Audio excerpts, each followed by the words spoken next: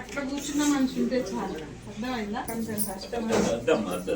పల్లికి చెందిన కల్వల రాజ్ కుమార్ గారికి 5వ నెలలో ఎలక్ట్రికల్ షాక్ వలన 2 కాళ్ళు ఒక చైన్ తీసివేయడం జరిగింది.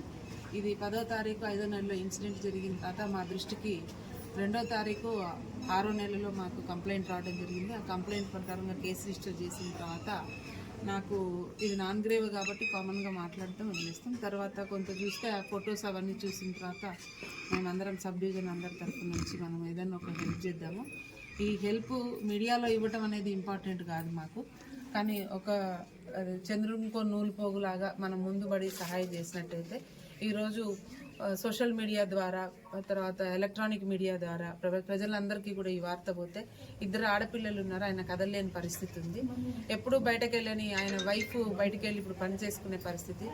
ఎంత పని చేసుకున్నా కుటుంబం మాత్రం గడుపుకోగలుగుతుంది, కానీ వాళ్ళ భవిష్యత్తుకు కానీ రేపు పెళ్లికి కానీ ఏదైనా అవసరానికి మనం సహాయ సహకారాలు అందిద్దామని ఒక ఆలోచనతోటి నా సబ్ డివిజను ప్లస్ నా స్నేహితులైనటువంటి దొరబాబు అండ్ శ్రీవాణి గారు వారి సహాయంతో మొత్తం ఒక 60,000 రూపీస్ మేము గ్యాదర్ చేసి పిల్లలిద్దరి పేరు మీదన 30,000 మ్యూచువల్ ఫండ్స్లో పెట్టడం జరిగింది. మ్యూచువల్ ఫండ్స్లో మీ అందరికీ తెలుసు, ఫిక్స్డ్ డిపాజిట్స్ కన్నా కూడా మ్యూచువల్ ఫండ్స్లో అయితే కొంచెం మనకి ఇంట్రెస్ట్ ఎక్కువ వస్తుంది కాబట్టి పిల్లల భవిష్యత్తుకు పనికొచ్చేటట్టుగా మేము సహాయం అందించాం. అదేవిధంగా ప్రజలందరికీ కూడా విన్నపం ఏంటంటే ఈ పిల్లలందరికీ మీరు ఎవరు సహాయం చేసినా కానీ ఒక అకౌంట్ నెంబర్ని మేము క్రియేట్ చేయడం, వాళ్ళకి అకౌంట్ ఓపెన్ చేయడం జరిగింది SBI బ్యాంకులో. దీనికి గాను కోఆర్డినేటర్గా మన వీణవంక ఎస్ఐ గారు శ్రీ తిరుపతి గారు మరియు మా సర్కిల్ ఇన్స్పెక్టర్ గారు వెంకట్ గారు ఆధ్వర్యంలో మా VPO అశోక్ గారు VPO ఉంటారు.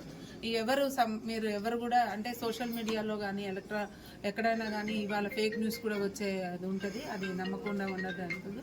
ఇది నిజమైన వార్త కాబట్టి ఎవరైనా కానీ పిల్లలకి సహాయ సహకారాలు అందించాలంటే మేము ఇచ్చిన వాళ్ళు ఇచ్చిన అకౌంట్ నెంబర్కి డబ్బులు పంపిస్తూ ఆ రిసీట్ని మా VPO నెంబర్ కూడా ఇస్తాము. పంపించినట్టయితే ఇదే విధంగా మీరు ఇచ్చిన డబ్బు రూపాయి కూడా మిస్యూజ్ కాకుండా పిల్లలిద్దరికీ మ్యూచువల్ ఫండ్స్లో మళ్ళీ పెట్టించేటట్టు చూసే బాధ్యత మా తరఫు నుంచి తీసుకుంటున్నామని తెలియజేస్తూ ఎవరైనా సహాయ సహకారాలని మా పిల్లలకి ఇవ్వాల్సిందిగా కోరుకుంటున్నాను. Thank you.